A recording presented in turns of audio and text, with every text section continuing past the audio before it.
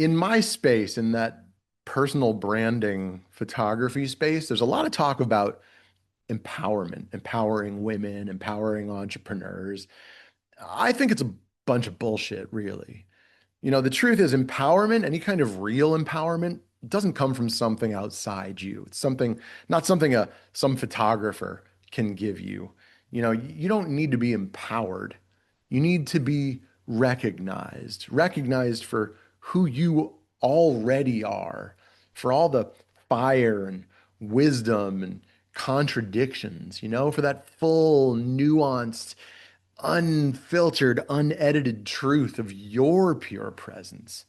So I can't empower you. That would imply I have it and you don't.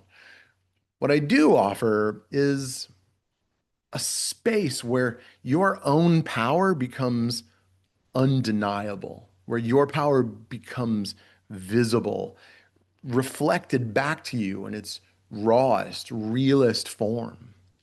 What happens inside that space is not so much of a transformation as it is a return, a return to a part of you that never needed fixing, to the version of you that doesn't need to perform, to the truth that was always there but before the world got loud.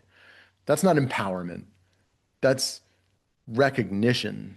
It's even more than recognition. It's like reclamation. And that's what I'm really here for. I'm here to take your truth, real and raw, immediate and unflinching, and turn it into an effortless, embodied expression of who you are, tangible and tactile and real.